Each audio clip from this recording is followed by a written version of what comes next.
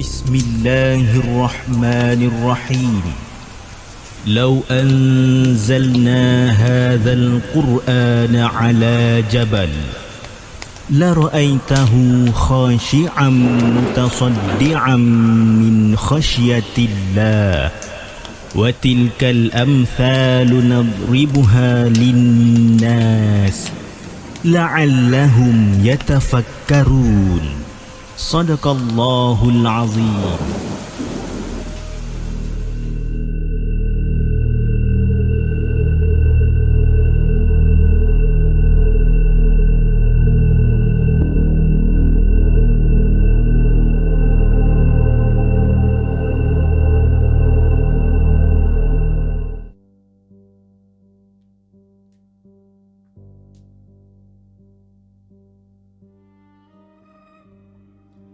Hello guys, Assalamualaikum. Welcome back to the segment. Apa khabar guys? Saya harap anda semua dalam keadaan sihat, dan kepada siapa yang masih lagi belum subscribe, saya harap anda boleh tekan butang subscribe, dan kepada siapa yang dah subscribe, thank you so much guys for subscribing. Okay, sebelum kita mulakan kisah kita pada hari ini, saya just nak remind kepada anda semua yang kita dah available di Spotify dan juga di Apple Podcast. Anda boleh cari the segment Markas Puaka. Alright, horror diri Endless Nightmare. Okey, tiket telah dibuka untuk jualan, okey, daripada pukul 10 pagi tadi, dengan harga tiket dia sebanyak RM70 untuk single tiket, RM130 untuk couple tiket, dan RM240 untuk group of 4, okey, untuk 4 tiket.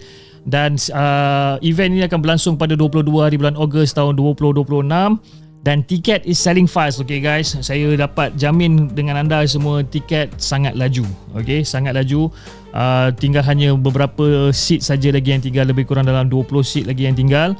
Okey, jadi dia punya limited seats tu lebih kurang dalam 70 seat saja yang kita buka. Alright, jadi kepada anda yang masih lagi belum dapatkan tiket untuk ke event horror diri Endless Nightmare pada 22 hari bulan 8 2026 di 50 Terrace nombor 27 Jalan Tong Shin, Bukit Bintang, Kuala Lumpur, saya harap anda boleh beli tiket tu. Okay, yang the best part, okay, siapa yang dah beli antara konten-konten kreator yang dah beli lah, okay, Osasuke Hikaru dia dah beli, okay, Abang Joe si Pelipo Lara Abang Joe si Penglipo Lara pun dah beli juga. Okay, so orang daripada Terengganu, dia daripada Melaka pun datang. So you know, dia orang dah beli. Okay, jadi ini adalah peluang anda untuk anda berjumpa dengan mereka. Okay, Ashraf Channel, kalau tak silap saya, dia pun dah beli juga. And then Carol series pun dia dah beli. And then Abang Casey dengan The True Horror Stories POV daripada Singapura, saya masih lagi menunggu jawapan daripada mereka sama ada mereka akan datang ke tidak. Tapi ini antara orang-orang yang insyaAllah akan hadir. Osasuke Hikaru, kita ada Josie Pelipurara, kita ada Carol series, dan juga Ashraf Channel. Okay, hopefully anda boleh datang. Alright, jangan lepaskan peluang ini. Okay, 5 kisah yang kita nak ketengahkan pada hari ini. Jom kita bacakan kisah kita yang pertama. Kisah kita yang pertama ni, okay, so basically kebanyakannya kisah-kisah yang saya dapat ni, dia tak tulis nama nama penghantar dia tak tulis.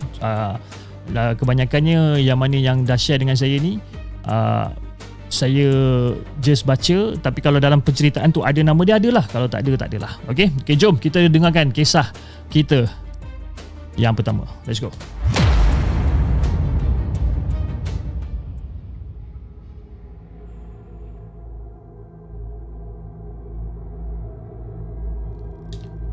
Assalamualaikum Fiz. Waalaikumsalam warahmatullahi.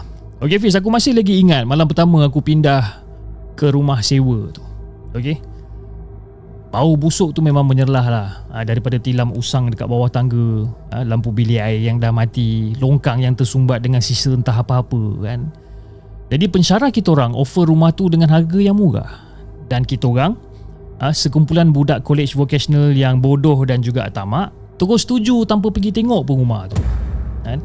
Dan harga rumah tu sepatutnya dah dijadikan isyarat amaran lah sebenarnya kan. Tapi kita orang tak kisah pun. Jadi beberapa minggu lepas kita orang menetap dekat situ, aku rasa penat sangat petang tu bis. Cuaca mendung, badan rasa berat, you know. Aku naik bilik, aku rebahkan diri atas tilam yang baru kita orang beli untuk gantikan tilam busuk lama tu.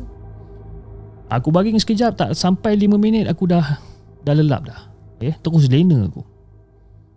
Tapi Fiz, tidur aku ni tak sampai sejam pun sebenarnya. Secara tiba-tiba ni aku sedar. Dia bukan macam sedar biasa-biasa tau. Dia sedar dalam keadaan seluruh badan aku ni terasa macam ditindih dengan satu batu yang besar. Okay? Dada aku rasa sempit. Nafas aku macam orang yang hampir lemas. Aku nak jerit tapi tak boleh. Aku nak gerak tangan dengan kaki dengan kepala aku ni semua macam kaku, macam terkunci. Satu benda pun tak boleh gerak. Jadi aku paksa, aku buka mata aku perlahan-lahan, aku paksa dan aku nampak rakan sebilik aku tengah solat asar betul-betul dekat sebelah tilam aku tau. Dia tengah solat asar. Dan dia tak sedar apa benda yang tengah berlaku pada aku. Aku cuba jerit nama dia tapi tak keluar. Jadi sebaik saja dia bagi salam dan dia melangkah keluar daripada bilik, tekanan dekat atas dada aku ni terus hilang please. Terus hilang. Jadi aku terus bangun. Aku terus berlari turun tangga. Tapi pada ketika tu aku macam masih menipu diri aku sendirilah. Aku kata dekat dalam hati aku tu, mungkin benda tu, sleep paralysis kan. Benda tu benda biasa. Dan aku memang skeptikal sikit dengan benda-benda gaib ni sebenarnya. Tapi beberapa minggu kemudian ni pihak college buat majlis tazkirah dan juga ruqyah di pusat Islam. Jadi aku tengah duduk dekat beranda luar. Sebab masa tu aku tak boleh nak masuk kan? Ustaz mula baca ayat kan? Dia baca ayat dan dalam masa beberapa minit bunyi jeritan, ada satu bunyi jeritan yang memecah keheningan malam tu tau. Kuat gila jeritan tu kan? Dan ada beberapa pelajar perempuan dah mula histeria pada ketika tu bis. Ada yang menangis, ada yang tarik rambut, ada yang muntah. Tapi yang muntah ni pula, ini orang kata muntah yang cecair hitam tu bis. Dan diorang ni semua diseret, yang mana yang menangis, yang kelang kabut dan semua ni, diorang ni diseret dan duduk betul-betul dekat depan aku. Aku tengok dengan mata kepala aku sendiri bis. Kan? Muka seorang-seorang ni kosong, macam tak ada emosi tau. Muka macam orang kata seolah-olah ada sesuatu yang lain tengah duduk dekat dalam badan dia orang. Tak lama kemudian masuk semester baru. Bila masuk semester baru, kita orang dapat seorang penghuni baru yang ada orang kata sixth sense lah kan? Nama dia Atul. Dia ni jenis yang boleh nampak semua benda yang kita tak nampak. Dan dia mula jadi lebih pendiam sebaik tinggal dengan kita orang ni. Dan tak lama lepas tu, ada satu malam ni, kira-kira dalam pukul 1 pagi macam tu, aku tak boleh tidur. Semua orang dah tidur. Dan pada ketika tu, tiba-tiba aku rasa macam ada angin masuk kuat daripada tingkap ni. Kuat angin masuk. Tapi yang anehnya, selimut aku mula kembung daripada hujung kaki tau. Seolah-olah macam ada sesuatu yang merangkak perlahan masuk dekat bawah selimut aku ni. Naik daripada bawah menuju ke arah badan aku ni. Dan aku kena tindih sekali lagi. Kali ni lagi teruk pis. Aku nampak rakan sebilik aku Zu terjaga dan tengok muka aku. Dia pandang sekejap dekat muka aku, lepas tu dia palingkan badan dia, lepas tu dia tidur balik. Dia ingatkan aku mimpi buruk. Tapi mata aku dah terbuka luas sebenarnya kan? Dan aku nampak semua benda yang dia buat. Aku laungkan azan dekat dalam hati. Berulang kali aku cuba laungkan azan ni. Dan tak lama kemudian, rasa dada aku ni kena himpit tu makin lama makin surut, makin lama makin surut. Dan aku terus hidupkan lampu, aku kejut semua orang. Aku kejut semua orang dalam keadaan kelang kabut ni dan aku pasang bacaan Yasin sampai ke subuh. Jadi pada pagi tu Noh cerita malam sebelumnya tu dia mimpi yang roh dia keluar daripada badan dan dia nampak kita semua tidur daripada angle atas lah. Dia nampak kita orang semua tidur. Dan di celah sempit tilam antara tilam aku dan juga almari, dia kata dia nampak dekat dalam mimpi tu, dia nampak ada beberapa budak kecil berkulit hitam legam tengah mencangkung kat tepi tu. Memerhatikan wajah aku, ketawa mengekek perlahan-lahan dekat sebelah tu. Kawan aku lagi seorang, Iza pun sahkan juga. Dia pernah nampak sendiri waktu bangun tengah malam nak pergi toilet. Dia nampak ada seorang budak hitam berdiri tegak menatap muka aku yang tengah tidur tu, bis. Dan malam tu aku sedar ada benda yang suka dekat aku. Dan benda tu masih belum habis lagi.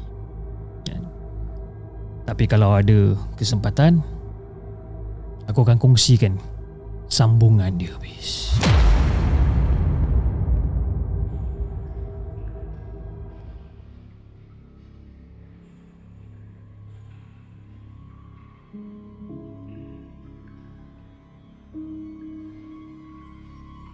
Itu dia guys, kisah kita yang pertama. Kisah berkenaan dengan budak hitam dalam bilik penunggu rumah sewa Pantai Timur. Okey, tak ada nama, tak ada apa, tapi saya rasa dia budak perempuan lah. Budak perempuan sebab kawan dia nama Atul, Iza dan sebagainya kan. Jadi geram juga bila dengar cerita macam ni. Dia bergeram sebab apa? Cerita dia tak habis. Dia ada sambungan dia pula. Dia kata nanti ada sambungan. Jadi tak apalah. Saya pun bila saya pilih cerita ni pun saya tak adalah pilih baca baru saya pilih, tidak. Saya rasa saya tengok saya baca the first part macam best, saya pilih. Lalu sekali tengok ada continuation pula lah. Potong steam betul Okey, jom kita teruskan kisah kita yang kedua. Kisah yang kedua ni berkenaan dengan sumpahan pusaka. Okey. Kisah yang dikongsikan oleh Nadia. Jom kita dengarkan.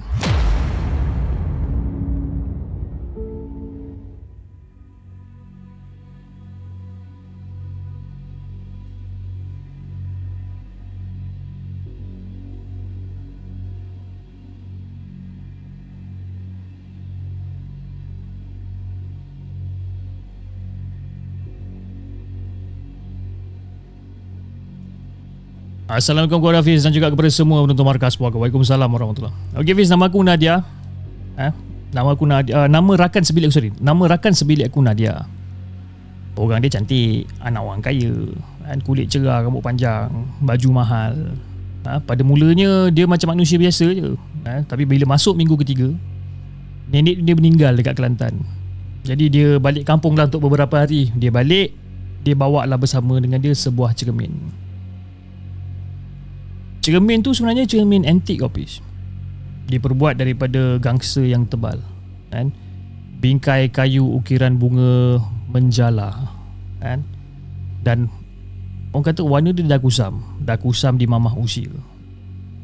Tadi Nadia letak cermin tu dekat atas meja study dia, menghadap tepat ke arah katil aku. Jadi aku tanya kat dia, kenapa bawa benda berat macam tu pergi ke asrama? Dia senyum je masa tu. Kata dia ibu dia yang suruh jaga cermin tu. Pusaka turun-temurun katanya. Jadi setiap perempuan dalam keturunan mereka ni akan mewarisi cermin tu. Jadi malam-malam tepat dalam pukul 12 macam tu, Nadia akan bangun. Dia akan tukar pakai gaun putih panjang. Lerai rambut hitam pekat sampai ke pinggang. Duduk dekat depan cermin tu, sikat rambut dia pelan-pelan sambil berbisik dengan sesuatu bahasa yang aku sendiri tak faham. Dia macam ada mantra, macam nada mantra pun dia juga, macam nada lagu pun dia juga. Jadi pada satu malam ni aku dah tak tahan. Aku tegur dia. Aku tegur dia kenapa dia bersolek pukul 12 tengah malam. Masa dia tengah bersolek ni, dia tengah-tengah sikat rambut dia, aku tegur dia, Nadia, kau kenapa kau bersolek-solek tengah malam ni? Dia berhenti sikat. Bila dia berhenti sikat rambut dia ni, dia pusing muka dia dekat aku. Bila dia pusing dekat muka, bila dia pusing ke arah aku ni, bis, Dia punya rupa lain macam. Menakutkan, rupa dia menakutkan. Suara dia bertukar garau. Lepas tu dia kata, aku dengki dengan kecantikan dia. Jadi bila jadi macam tu, aku sendiri dah tak tidur lena lepas pada malam tu tau. Ada sesuatu yang berubah dekat dalam bilik kita orang ni. Dan suhu dingin dia, udara dia yang berat. Dan setiap kali nak tutup pintu balkoni yang dia buka setiap malam ni, dia akan capai pergelangan tangan aku dan dia pegang tangan aku dengan kekuatan yang luar biasa. Bukan kekuatan daripada seorang perempuan. Okay. Lepas tu datang pula malam Jumaat. Dan malam Jumaat ni yang mengubah segala-galanya. Aku terbaring dalam gelap, cuba tidur. Mataku tiba-tiba macam terpandang lah ke arah cermin gangsa tu. Dalam cahaya bulan sama, permukaan cermin tu nampak macam mencair tau Pis. Kan? Dari dalam cermin tu keluar kepulan asap pekat hitam. Dan perlahan-lahan asap tu membentuk kepada lembaga sebenarnya. Lembaga hitam. Lembaga hitam tinggi. Tak ada wajah yang sempurna. Dua biji mata yang merah menyala yang ada dekat situ yang aku nampak. Dan benda tu melangkah perlahan ke arah katil si Nadia. Bau dia jangan cakap api, bau dia busuk. Kan? Dan sebelum dia berbaring dekat sebelah Nadia ni, dia menoleh ke arah aku. Dan dia tahu yang aku tengah pandang dia pada ketika tu. Aku cuba untuk tahankan ketakutan aku pada malam tu Pis. Jadi sebaik saja azan subuh berkumandang ni, makhluk tu bangkit dan meresap balik masuk ke dalam cermin tu. Tapi bukan sebelum dia berpaling ke arah katil aku sekali lagi, kan? Dia bangun, dia pandang ke aku, dia terus masuk dalam cermin tu. Isyarat yang jelas, dia tahu yang aku nampak benda tu. Pagi tu aku cabut, aku tinggal kat dalam bilik kawan aku dekat blok sebelah. Dan 2 minggu kemudian, Nadia ditemui pingsan dekat bawah balkoni, kan? Kepala dia cedera parah. Dan waktu dia sedar daripada koma, dia tuduh aku yang tolak dia. Aku kena siasat. Kena soal siasat, nama aku jadi busuk satu kampus. Tapi aku bernasib baik sebab ada rakaman CCTV sebenarnya. Rakaman CCTV yang buktikan kebenaran tu. Nadia panjat pagar balkoni tu sendiri dan dia yang jatuh sendiri. Jadi pada hari yang aku angkut barang terakhir keluar daripada bilik tu, Nadia berdiri depan pintu. Dahi dia berbalut. Dia senyum je dekat aku. Lepas tu si Nadia tu bisik dekat aku, kalau kau pindah bilik pun tak guna. Benda tu akan tetap datang lawat kau, lawat aku waktu malam. So itu Fiz, sampai sekarang kadang-kadang waktu aku hampir terlena, aku ada rasa sesuatu yang sedang mematikan aku daripada sudut bilik yang gelap Fiz. Jadi itulah kisah yang aku nak kongsikan dengan Hafiz dan juga kepada semua penonton Markas Puaka. Assalamualaikum.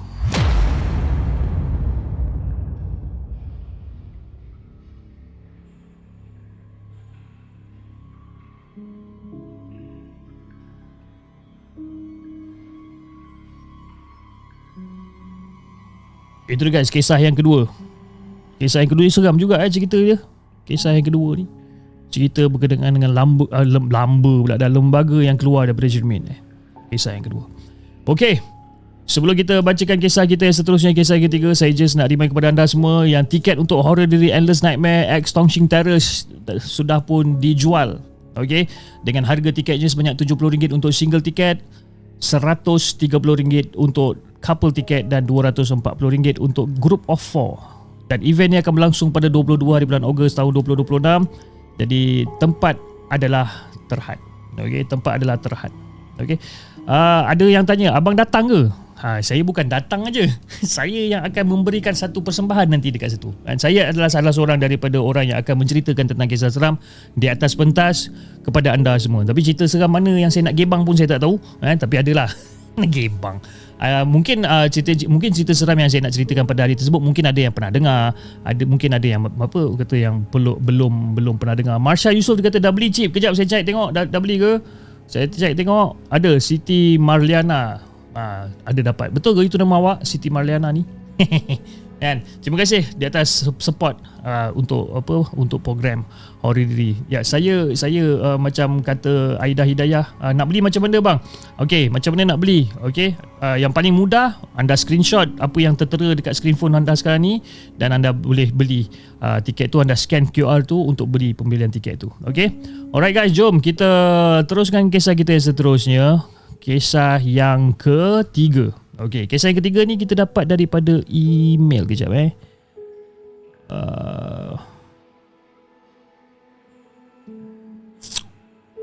siapa yang hantar kisah ni? Daripada Daniel. Jom kita dengarkan kisah daripada Daniel.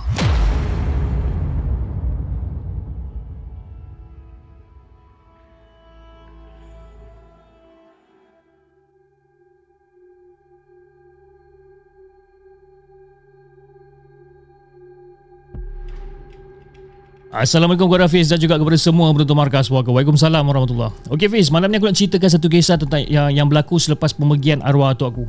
Jadi sampai sekarang, bila teringat balik dengan kejadian tu, aku masih meremang sebenarnya. Sebab apa? Sebab apa aku meremang? Sebab apa yang aku nampak pada malam tu.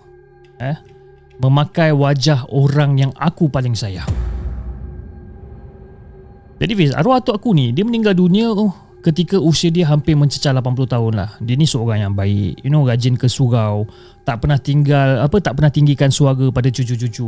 Malah aku sendiri boleh dikatakan cucu yang paling rapat dengan dia.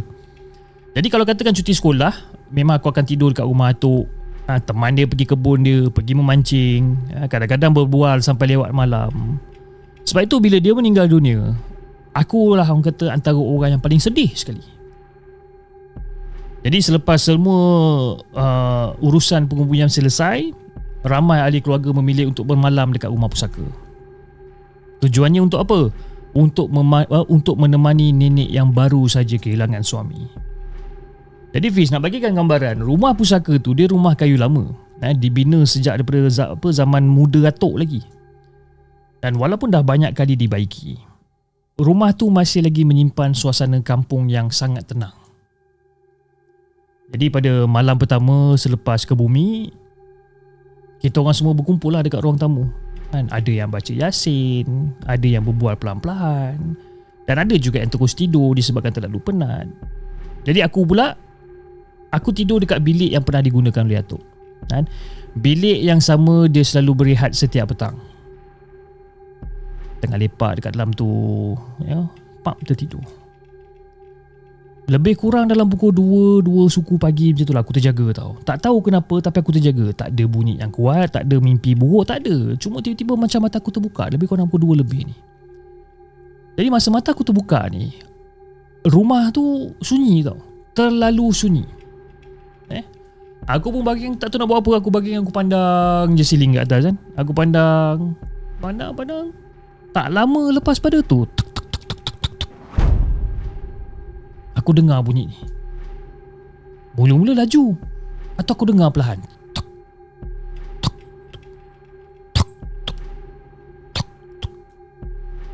Bunyi macam seseorang tengah berjalan menggunakan tongkat.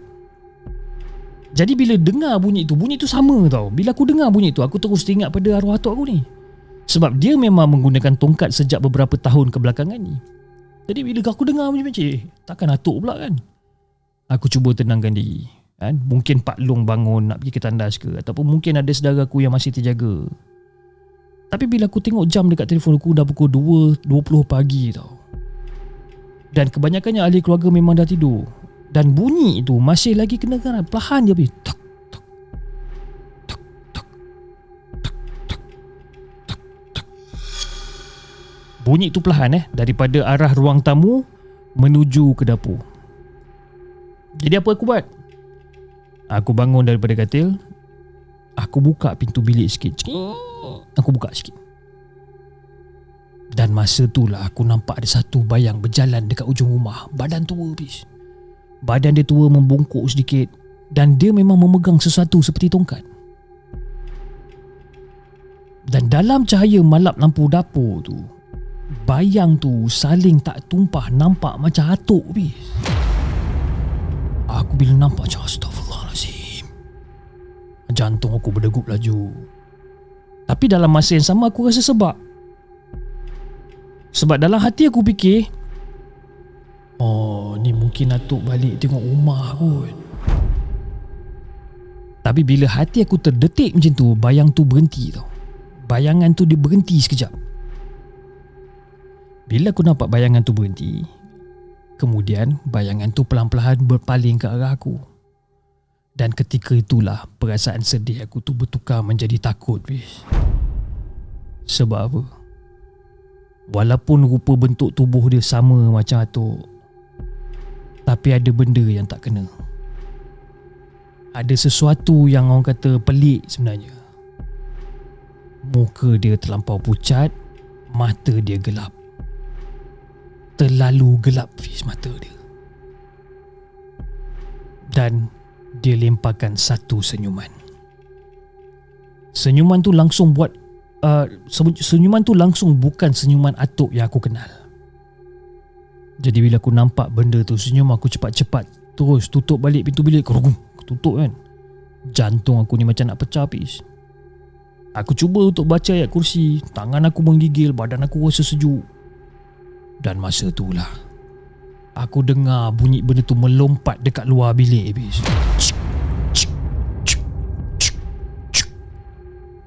Bulu rumah aku meremang masa tu. Sebab kenapa? Bunyi tu dah bukan lagi orang kata langkah manusia. Dan bunyi tu pelan-pelan betul-betul berhenti dekat depan pintu bilik aku. Tak ada bunyi, tak ada suara. Yang ada hanya bau je, Fiz. Bau tanah basah yang semakin kuat memenuhi ruang bilik aku ni. Kan? Aku masa tu baca je lah segala benda yang aku ingat. Aku baca je semua. Dan pada ketika tu aku terdengar suara. Suara yang aku sangat kenal sebenarnya. Suara Atuk.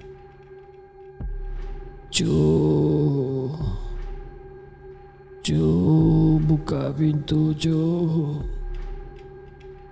Jo, buka pintu, Jo. Aku tak jawab, Fiz. Aku tak buka pintu. Sebab aku teringat pada pesan Ustaz kampung. Kalau ada sesuatu yang menyerupai ahli keluarga yang telah meninggal dunia, jangan terus percaya. Boleh jadi benda tu bukan mereka pun. Dan beberapa saat kemudian, dengar balik benda tu melompat. Cik. Cik. Cik. Cik. Aku tak berani keluar, Fiz. Sampailah azan subuh berkumandang daripada surau bergadang-gadang, barulah aku rasa lega sedikit. Jadi pada pagi tu aku ceritakan semua dekat nenek aku. Nenek diam. Nenek diam, wajah dia berubah. Dan tak lama kemudian nenek panggil seorang ustaz yang tinggal tak jauh daripada rumah kita orang ni. Dan lepas ustaz dengar cerita aku tu, ustaz terus tanya satu soalan. Masa dia panggil kamu tu ada tak dia suruh buka pintu? Aku angguk je. Ada. Kalau loh ayah apa loh. Kalau roh orang yang dah meninggal, dia takkan datang untuk buka pintu macam tu, lebih-lebih lagi waktu malam. Jadi bila ustaz cakap pintu, baru aku faham itu sebenarnya gangguan. Dan selepas pada tu, ustaz membaca beberapa potong ayat Quran sekeliling rumah. Dan ketika beliau sampai kat dapur, dia berhenti dekat dapur. Dia memandang ke arah satu tingkap belakang dan terus muka dia berubah. Sebab apa? Dekat tingkap belakang tu kan, dia nampak terdapatnya ada kesan lumpur. Banyak kesan lumpur kat situ. Dan yang paling menyeramkan, kesan tu bukan tapak kaki manusia, tapi sebaliknya kesan lonjakan kan? Seolah-olah macam ada sesuatu yang melompat daripada belakang rumah hingga ke tingkap dapur. Sesuatu yang membuatkan aku yakin kejadian malam tu memang benar-benar berlaku. Dekat belakang rumah pusaka ni ada sebatang pokok mangga tua. Jadi sebelum aku balik, aku berjalan kat situ seorang-seorang. Dan dekat bawah pokok tu aku nampak ada sehelai kain putih yang kotor dengan tanah. Seolah-olah ditinggalkan oleh seseorang ataupun sesuatu. Wallahualam. Dan itulah kisah yang aku nak kongsikan dengan Hafiz dan juga kepada semua penonton Markas Puaka. Assalamualaikum.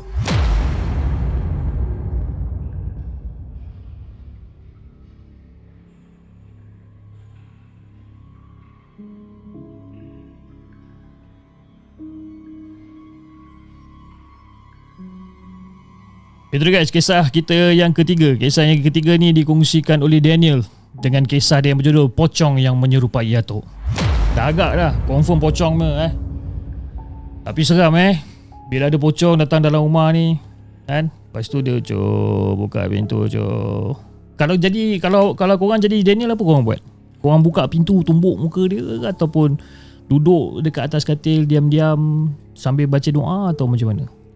Kalau macam saya rasa saya baring, saya tarik selimut, saya pasang earpiece, saya pasanglah lagu apa-apa kuat-kuat.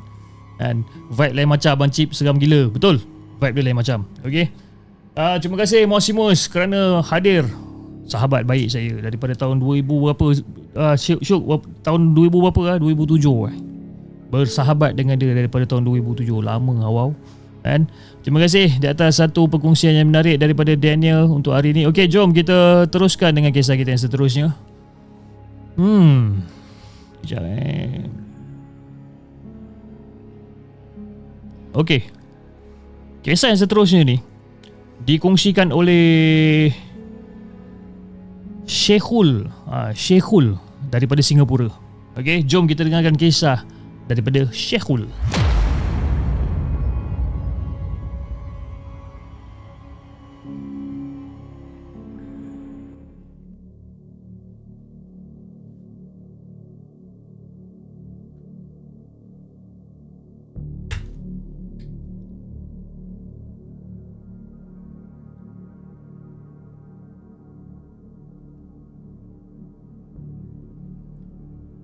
Assalamualaikum kepada Hafiz dan juga kepada semua penonton dan para pendengar The Segment Markas Puaka. Waalaikumsalam warahmatullahi. Nama saya Sheikhul, berasal dari Singapura. Alamak, disuruh saya gantikan nama dengan nama buatan. Saya baru perasan. Okeylah, nama dia Sheikh lah kan, daripada Singapura. Okey, dia kata I've watched your episode on YouTube and decided to share one of my encounter experience dengan makhluk halus ataupun apa yang digelarkannya. I try to type out in details, mana tahu Hafiz berminat untuk publish pengalaman seram saya ni. Okey, macam ni cerita dia. Beberapa tahun yang lalu, saya terjebak dalam dunia persenian kuda kepang sebenarnya. Lebih kurang dalam 9-10 tahun saya dekat dalam dunia seni kuda kepang. Dan saya mula kenal tentang kuda kepang berpunca daripada silat sebenarnya kan. Jadi perlahan-lahan benda tu bertukar minat kan. Perlahan-lahan lalu bertukar minat kerana tertarik dengan tarian-tarian kuda kepang. Jadi bertahun jugalah saya belajar tentang seni kuda kepang ni. Saya bermula bermain dengan alat-alat muzik macam gendang, gamelan, gong dan selanjutnya. Dan untuk berbulan-bulan jugalah belajar alat-alat muzik tu.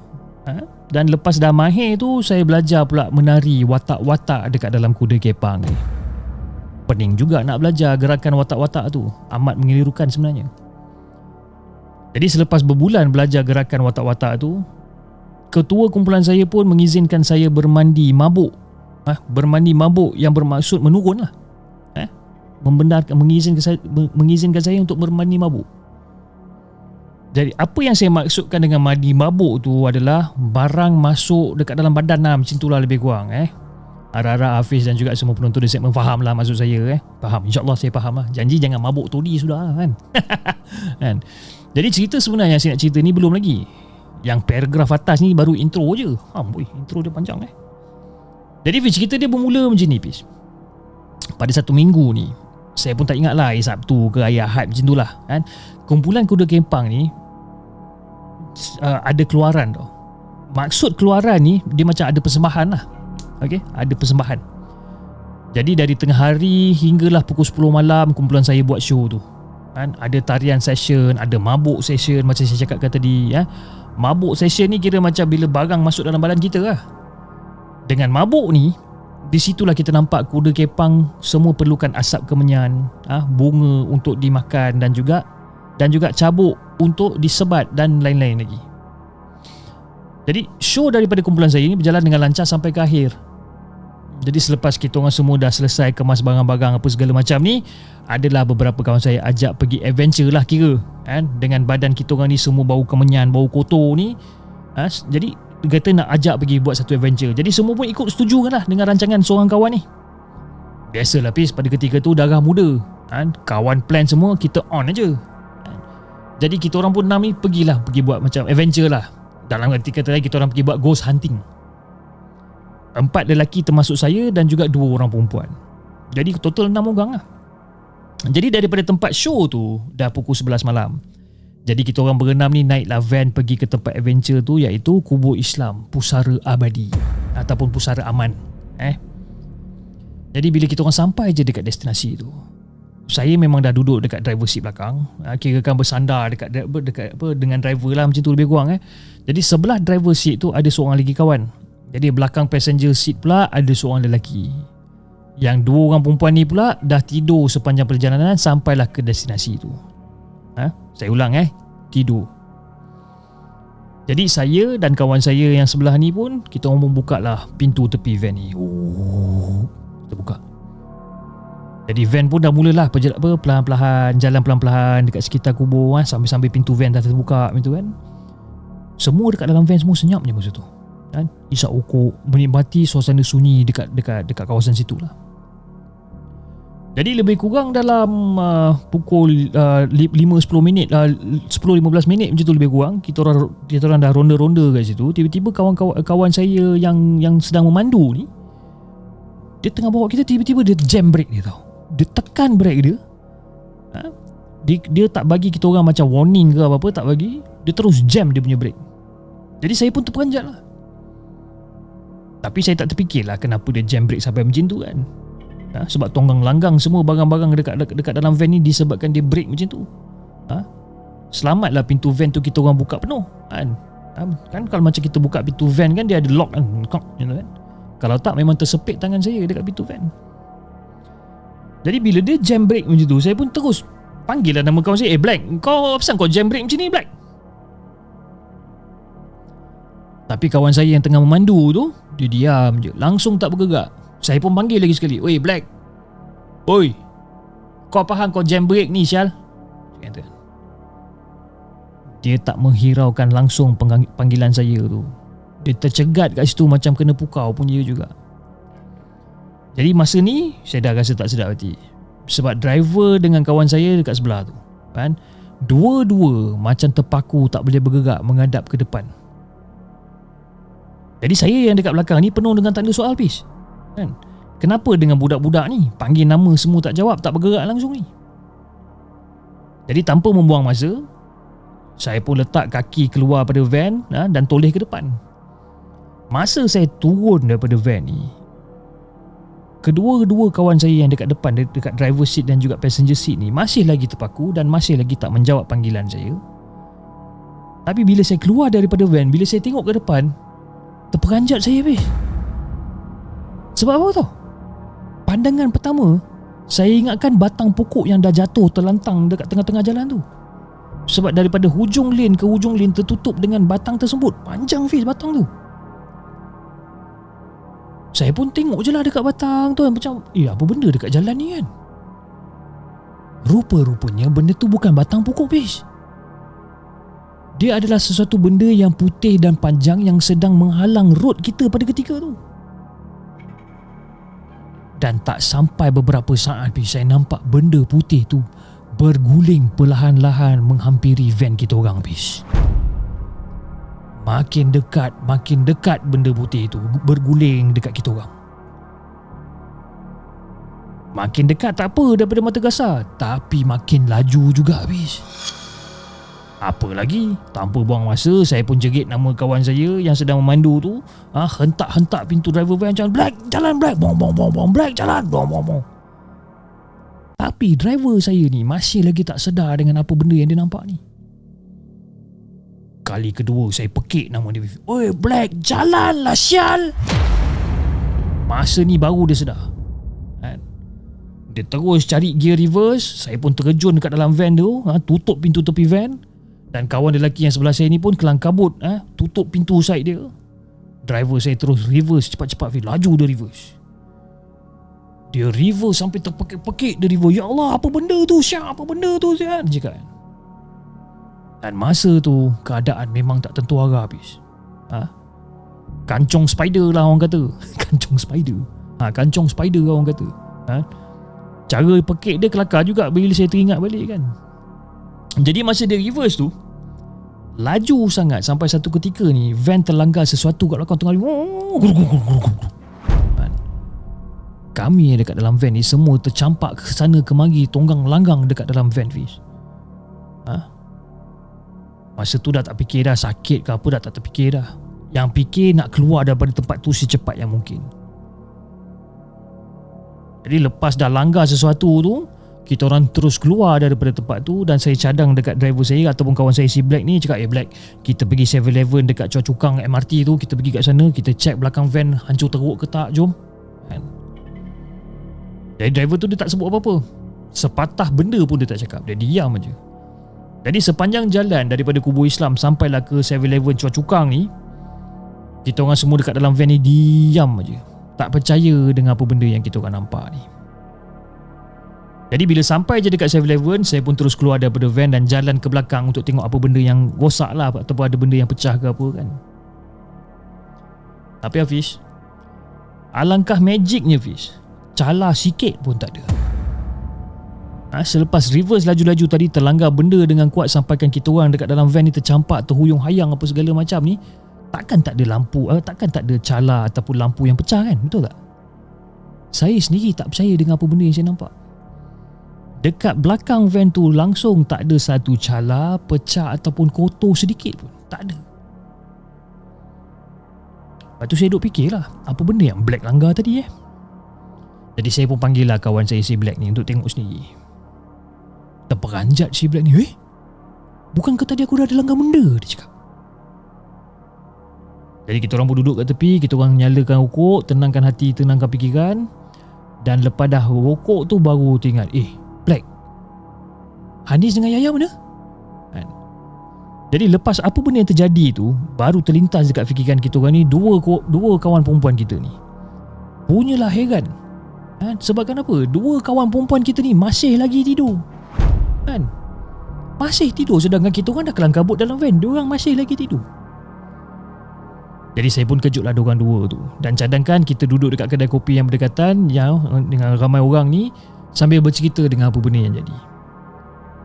Tapi perempuan dua orang ni langsung tak sedar pun daripada tidur. Kejutlah macam mana pun diorang tak sedar. Jadi sementara tunggu subuh untuk kita semua pulang ke rumah, kita orang boleh lepak lah dulu. Jadi esok harinya tu, saya berjumpa dengan seseorang yang lebih mahir tentang makhluk-makhluk ni lah. Jadi saya pun tanyalah makhluk apa yang saya dengan kawan-kawan saya nampak kan. Dan seorang tu pun cakap, apa yang kau dengan kawan-kawan kau nampak tu adalah hantu gulung. Hantu gulung. Sampai ke hari ni, tak pernah pun kita pergi ke tempat-tempat yang gelap. Kalau katakan badan kita ni bau macam kemenyan ke, kotor ke apa, kita orang tak pergi. Jadi itu antara pengalaman saya beberapa tahun dahulu lah. Jadi saya harap pengalaman saya ini dapat menghiburkan dan juga terpilih untuk episod di YouTube Hafiz insyaAllah kan. Anda Hafiz nak dengar lebih lanjut ataupun soalan detail, hubungilah saya. Saya pun baru berjinak dekat dalam podcast seram di Singapura. Okay. Daripada dia punya YouTube channel dia adalah Bro Sempoi Channel. Dia punya nama YouTube dia. Okay. Assalamualaikum Hafiz. Terima kasih.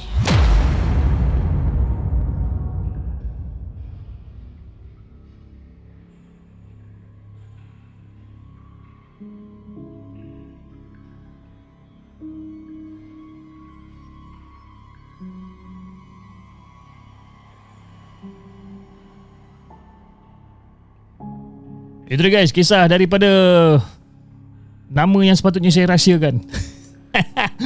Dengan kisah dia hantu gulung. Okay.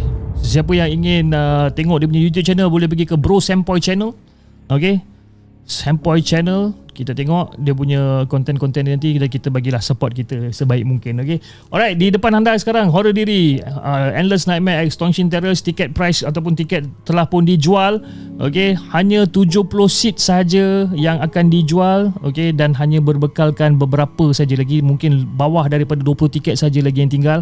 Dengan harga tiket RM70 untuk single, untuk couple tiket RM130 dan untuk group of 4 RM240 tiket dan RM240 tiket pula dah. RM240. Dan event ni akan berlangsung pada 22 hari bulan Ogos 2026. Jadi kepada anda yang ingin membeli tiket ni, anda boleh scan QR yang tertera di skrin anda dan pergi beli sementara seat masih available. Okey, jom kita teruskan dengan kisah kita yang seterusnya. Kisah kita yang seterusnya ni kisah yang apa? Kisah yang kelima Is it kisah yang kelima ke? Yang ni? Okay, ini kisah yang terakhir Is it? 1, 2, 3. Kisah yang keempat ke kisah yang kelima Saya pun tak tahu. Korang jangan main-main Okay. Okay. Kisah yang seterusnya. Okay, sebentar saya tengok kejap. Ada. Okay, kisah yang seterusnya ni, kisah ni dikongsikan oleh Najlah. Jom kita dengarkan kisah daripada Najlah.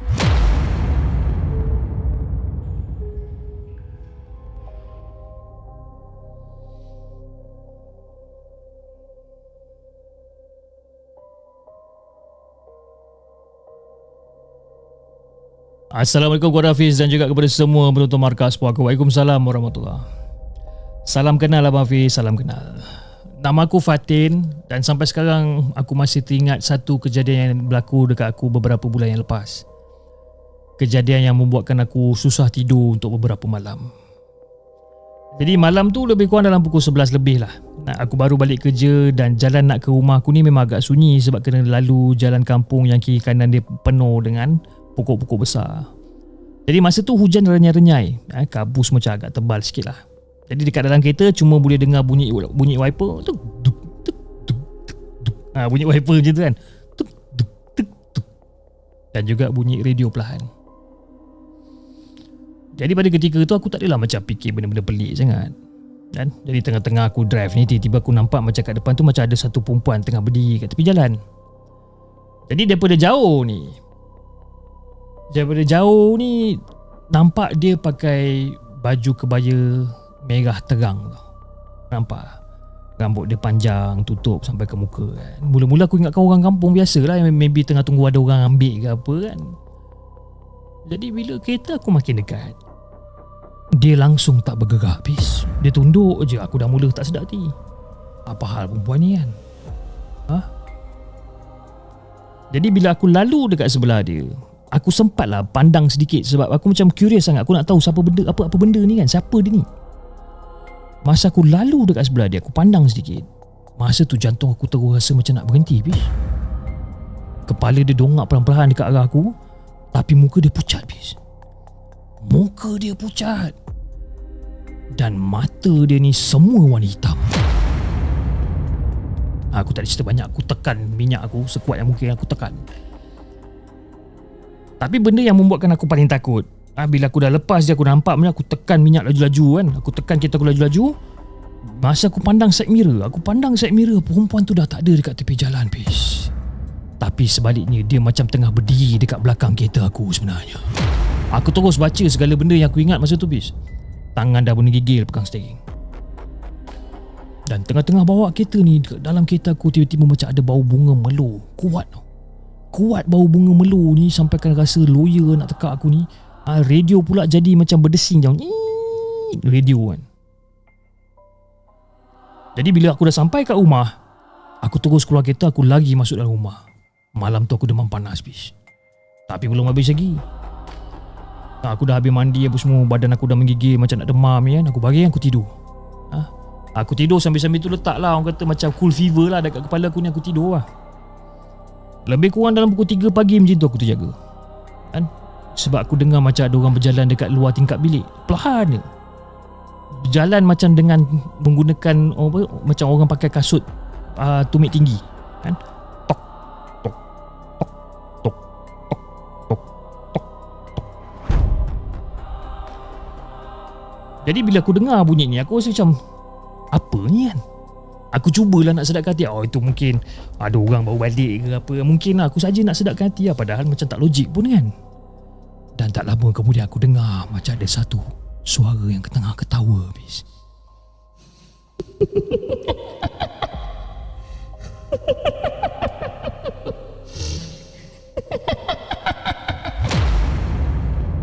Kecil je suara dia ketawa.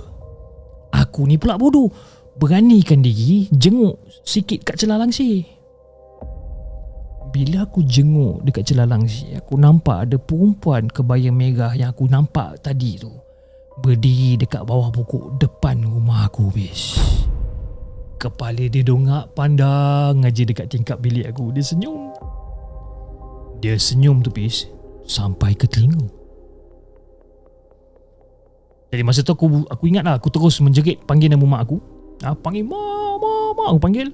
Dan bila mak aku buka lampu luar, perempuan tu terus hilang macam tu je.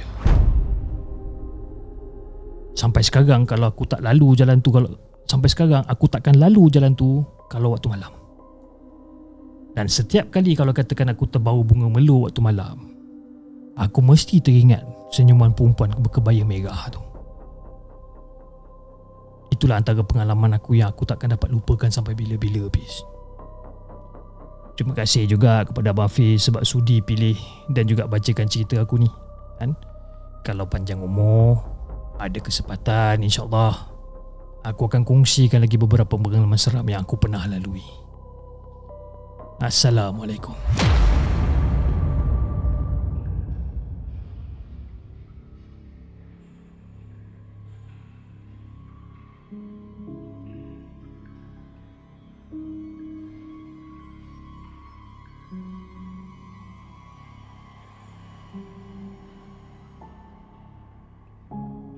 Itu guys, kisah yang dikongsikan oleh Fatin ataupun Najla dengan kisah dia yang berjudul Perempuan Berkebaya Merah. Okey, sebelum kita bacakan kisah kita yang terakhir pada hari ini, saya ingin mengucapkan ribuan terima kasih kepada anda semua.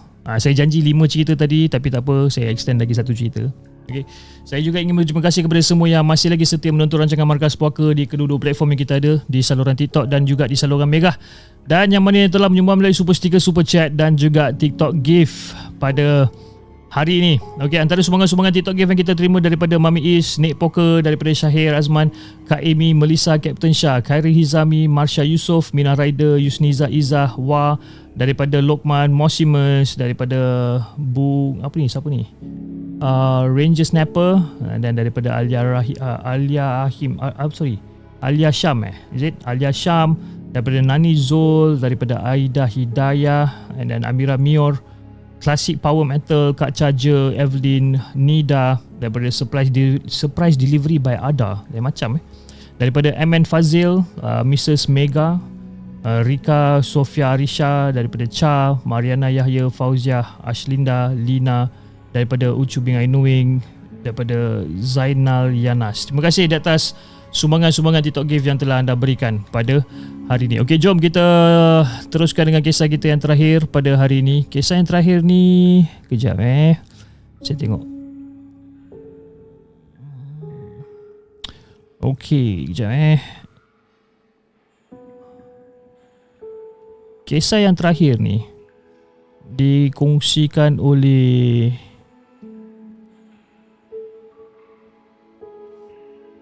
siapa nama dia ni?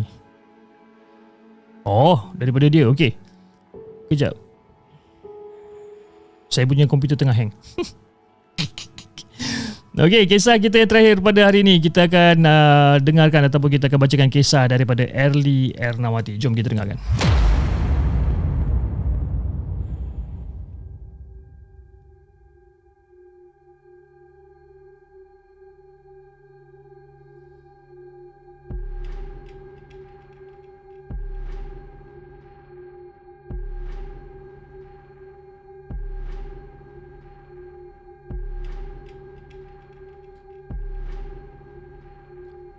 Assalamualaikum kepada Cik Hafiz dan juga kepada semua para pendengar setia di segmen Markas Puaka. Waalaikumsalam warahmatullahi. Nama aku Erna daripada Negeri Sembilan. Sekali lagi berkongsi pengalaman aku mengenai kisah seram sewaktu aku bertugas shift malam di Plaza Tol Seremban. Jadi kisah ni terjadi pada tahun 2018 ataupun 2019 macam tu. Jadi sebelum tu aku gambarkan mengenai sedikit sebanyak bangunan tempat yang kita orang bertugas dan juga berehat ni. Jadi lorong tugasan ataupun pondok tol terletak jauh sedikit daripada bangunan plaza. Okey, jadi tak heran lah kata-kata macam kalau shift malam terasa sunyi sedikit lah. Dekat tingkat atas bangunan, dekat tingkat atas bangunan terdapat 2 bilik meeting, ada 2 bilik rehat lelaki dan juga 2 bilik rehat lelaki dan perempuan, 2 tanda staff, 1 bilik stor penyimpanan barang-barang fail, borang-borang dan lain-lain. Dan dekat bahagian atas juga terdapat bilik kawalan CCTV pemantauan supervisor dan juga bilik rintangan elektrik. Okey, itu gambaran dia lah. Jadi di bahagian bawah pula ada pantry untuk staf-staf berehat dan juga makan dan minum dan sebagainya. Ada lobby, ada surau lelaki dan perempuan, ada bilik store dekat tingkat bawah, ada juga bilik rintangan elektrik tingkat bawah. Kan? Dekat bawah pun ada gym juga. Gym dan juga tandas. Jadi lelaki dan perempuan yang berada dekat surau dan loka bahagian masing-masing lah kalau kat situ kan. Okey, habis bahagian pengenalan bangunan tempat aku dan juga kawan-kawan aku bertugas 3 shift iaitu A, B dan C. Jadi pada satu hari rasanya pada penghujung tahun 2018 kalau tak silap. Jadi aku bertugas 10 orang shift C. Okey. Shift C pada ketika tu iaitu malam. Shift C ni malam lah. Jadi aku dah berehat lebih kurang pukul 2 pagi lah. Aku telah berehat lebih kurang pukul 2 pagi. Jadi aku jalanlah naik ke bangunan plaza daripada pondok tol untuk hantar borang transaksi kepada supervisor yang bertugas. Dan seterusnya pergi berehat. Jadi malam tu supervisor yang bertugas adalah Kak Ina, ataupun kita orang gelarkan dia sebagai Puan Azlina. Puan Azlina Apo. Sebab setiap percakapan dia akan dimulai dengan apa. Jadi Puan Azlina Apo nama gelaran dia lah. Okay. Jadi setelah borang dihantar, ketika aku ingin berjalan turun daripada tingkat atas, aku tersempak dengan kelibat Cik Rosli yang berada membelakangi aku dekat dalam bilik rintangan elektrik dekat tingkat atas ni. Aku ternampak Cik Rosli ni. Kebetulan pula pintu bilik tersebut terbuka sedikit. Jadi aku cubalah meninjau dari celahan pintu, tapi dia lah tak jelas sangat lah masa tu kan. Dalam hati aku ni nak tegur, tapi tak tahu kenapa berat untuk aku tegur dia. Jadi aku pun terus patah balik semula ke bilik supervisor tempat Kak Ina bertanya tadi tu. Betul tempat Kak Ina tadi tu, terus bertanya dekat Kak Ina.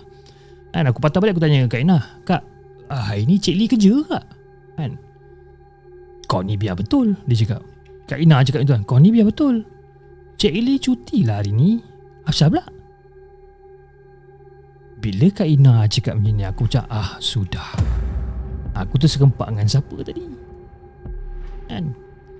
Jadi Kak Ina tanya lagi kat aku, "Kenapa?" "Oh, tak adalah, saja je. Nak tanya ada hal sikit lah dengan Cik Rosli," cakap itu kan, dengan Cik Lee. Ini disebabkan jika berita tu tersebar pada malam tu, aku terpaksa tipu lah. Aku terpaksa tipu Kak Ina tu cakap aku ada hal nak bersembang dengan Cik Lee kan. Sebab kenapa? Kalau katalah cerita tu tersebar pada malam tu, mesti aku diajak oleh Kak Ina untuk stay dekat dalam bilik dia. Kak Ina Apo ni seorang yang penakut. Silap-silap semua staff dia ajak stay dengan dia nanti kan. Jadi aku abaikan dan aku pun terus berjalan laju turun ke surau tanpa memandang rintangan elektrik tu tadi. Bilik rintangan elektrik tu aku tak pandang pun. Aku ni bukanlah tak nak bagi tahu apa benda yang jadi, tapi aku nak berehat, aku nak minum, aku nak makan Maggi, nak juga lelap-lelap ayam sekejap sementara ada masa 1 jam setengah lagi masa aku yang tinggal ni. Jadi 15 minit tadi aku dah guna habis untuk berjalan daripada pondok tol naik ke office plaza dan sebagainya kan. Jadi aku nak gunalah sisa-sisa timing yang aku ada ni untuk rehat. Jadi untuk pengetahuan semua penonton Markas Puaka, rehat shift malam hanya 3 orang pada rehat. Rehat shift malam hanya 3 orang.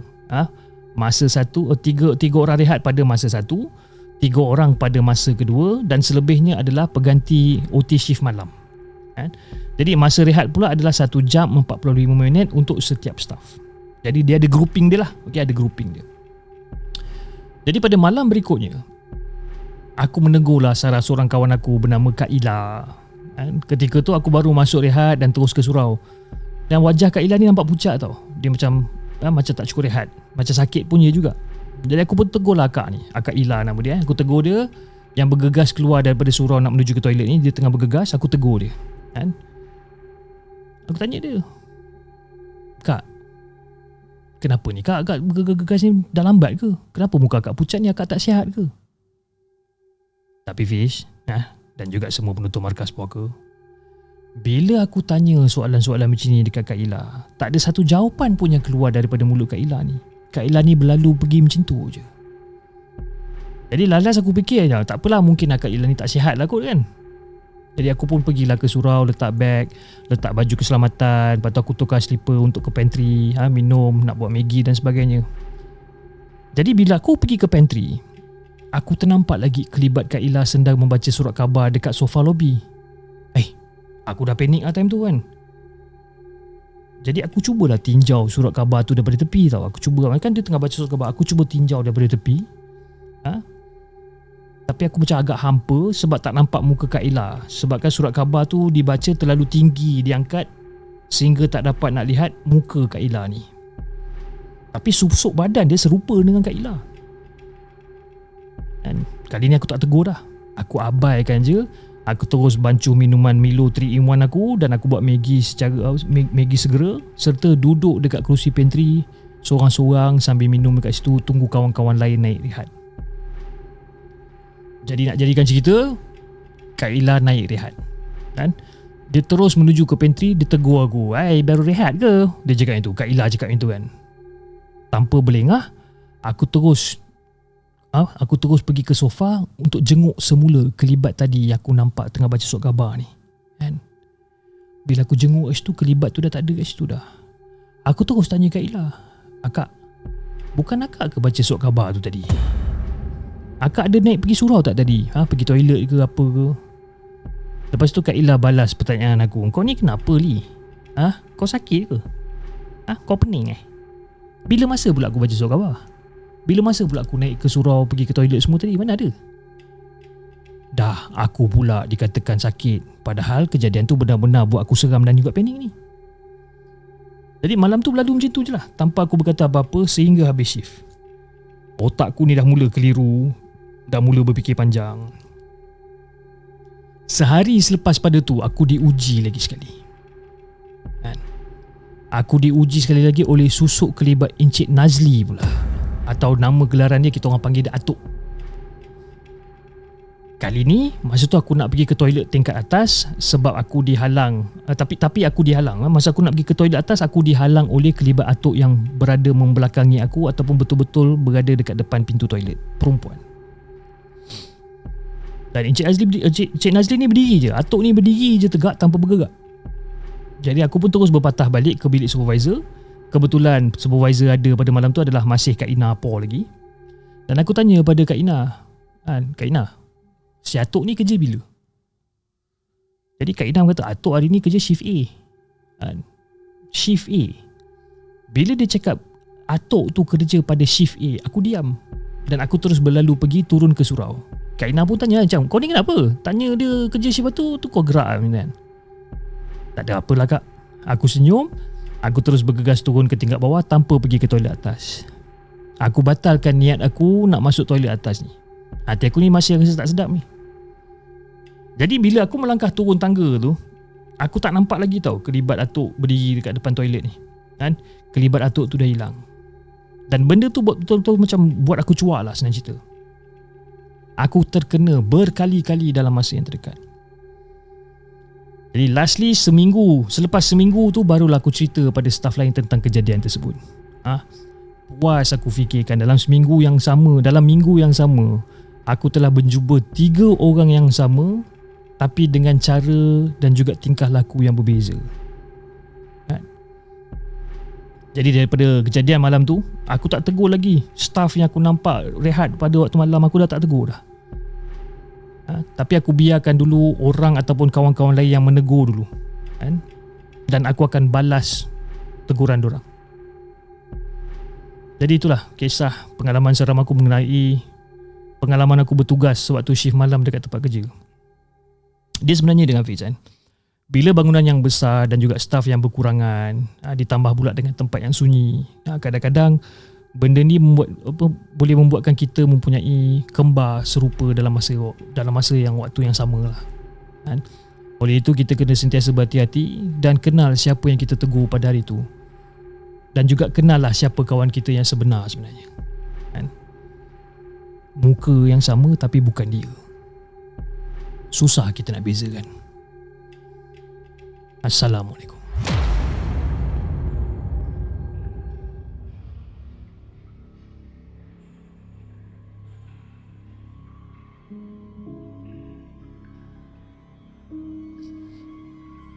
Itu guys, kisah yang dikongsikan oleh Erli Ernawati dengan kisah dia yang berjudul Muka Sama Tapi Bukan Dia.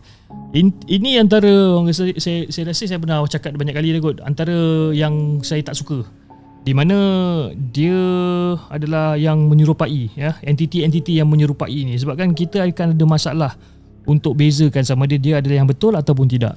Itu daripada dulu saya start dia segmen sampai sekarang, ini yang saya cakap, antara banyak-banyak benda yang saya paling risau, ni benda-benda yang menyerupai ni. Okay guys, biasa dengar kat YouTube, Farisha, Natasha, thank you so much kerana sudi untuk hadir ke dalam rancangan Markas Puaka untuk hari ini. Okay guys, saya rasa itu saja untuk hari ini, dan jangan lupa untuk anda dapatkan tiket anda Horror Diri Endless Nightmare. Tiket price RM70 untuk single tiket, RM130 untuk couple tiket, dan juga RM240 untuk 4 tiket. Tiket telah mula dijual pada hari ini untuk siaran ataupun untuk event pada 22 hari bulan Ogos tahun 2026, dan tiket adalah terhad. Okay, alright guys, saya rasa itu saja untuk hari ini. Jadi kepada anda di saluran TikTok, jangan lupa tap love dan follow akaun Markas Puaka, dan anda di saluran YouTube jangan lupa like, share dan subscribe channel segmen, dan insyaAllah kita akan jumpa lagi on the next coming episode. Assalamualaikum. Bye-bye.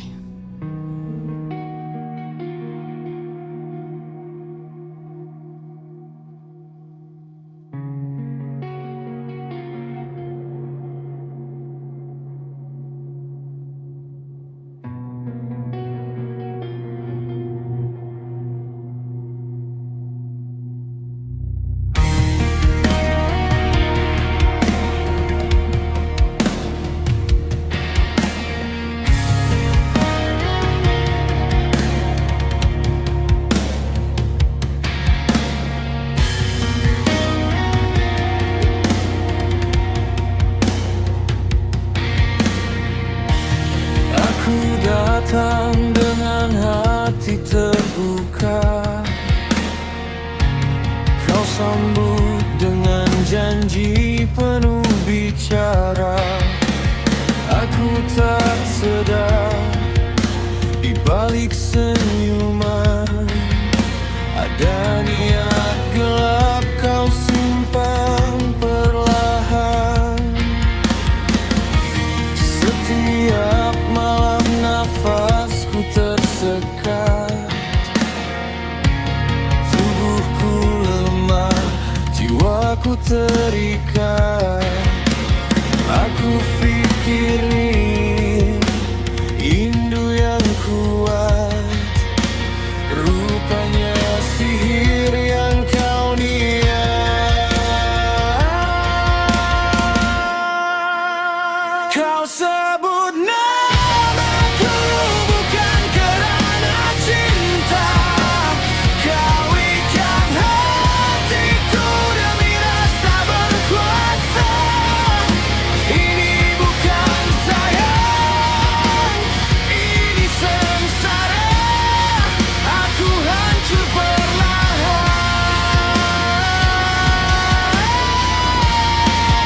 tanpa suara.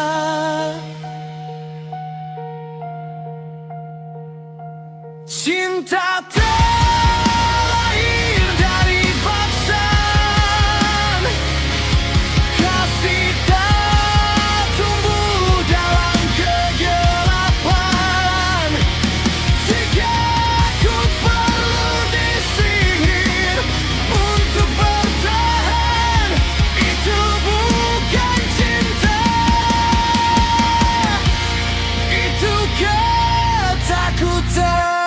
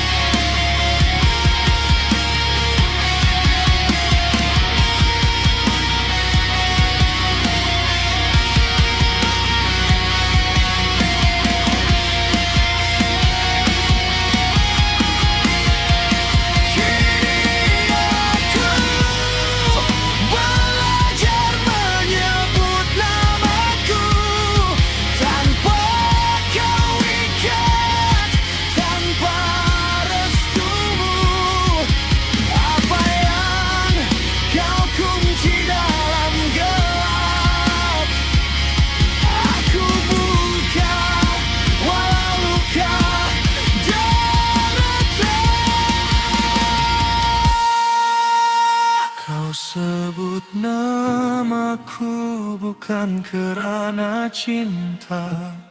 Kau ikat hatiku, ni rasa berkuasa.